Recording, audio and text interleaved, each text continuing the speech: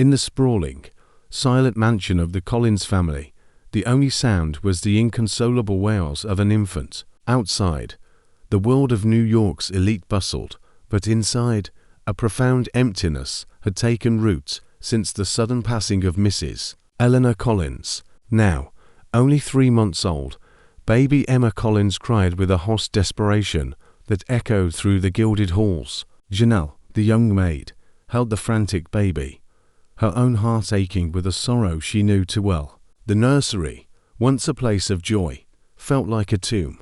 Emma's nanny, a woman flustered and defeated, threw her hands up in exasperation. "She won't take the bottle, Janelle. She hasn't properly eaten since her mother, since Mrs. Collins passed. I can't do this anymore."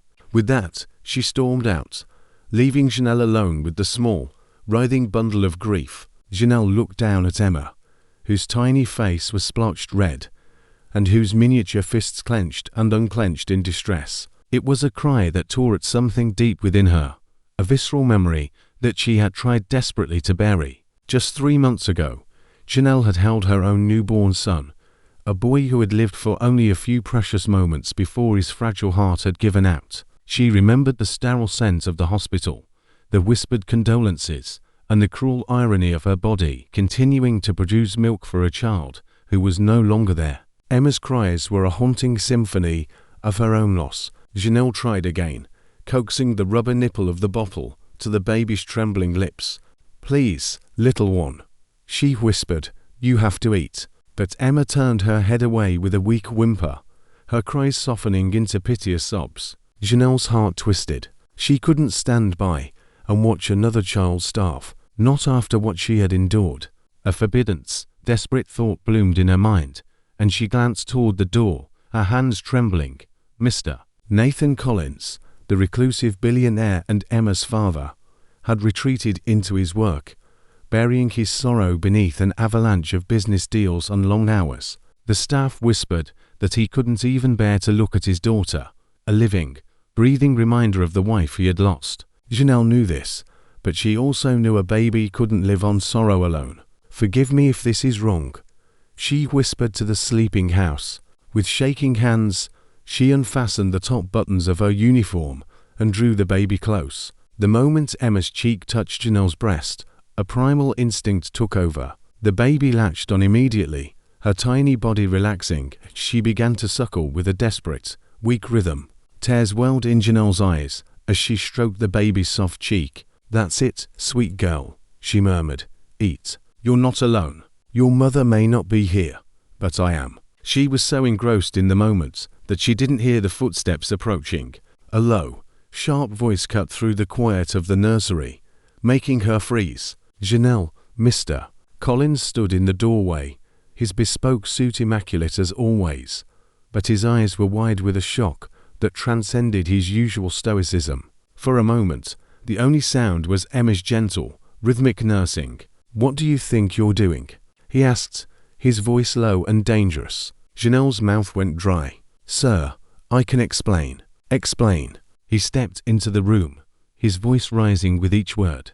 "I'm gone for 1 day, and I return to find my maid breastfeeding my child." "My child." "She wouldn't eat," Janelle said, her voice barely a whisper. "She hadn't taken the bottle 4 hours. I didn't know what else to do. She needed milk. And you thought it was your place," he thundered, the grief and anger of months of loss finally erupting.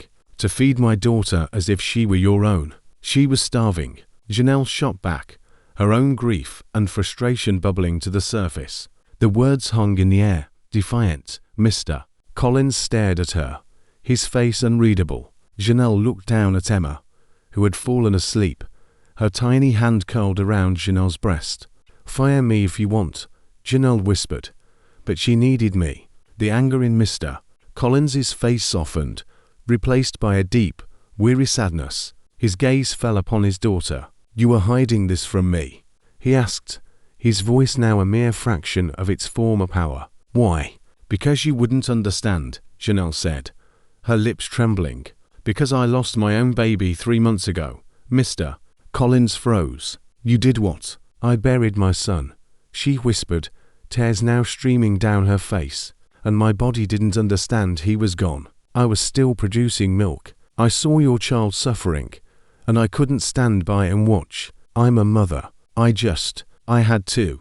A profound silence descended upon the room, broken only by the soft, rhythmic breathing of the sleeping infant. Mr. Collins looked at her for a long moment, then turned away. Bring her to my study when she wakes up, he said, his voice flat. We need to talk. Janelle's heart sank as he left. Was this the end of her employment, or the beginning of something she couldn't yet fathom? The meeting in Mr. Collins's study was a different kind of trial. Janelle sat on the edge of a large leather chair, her fingers nervously plucking at her apron. Emma slept peacefully in her arms, a stark contrast to the heavy tension that filled the room.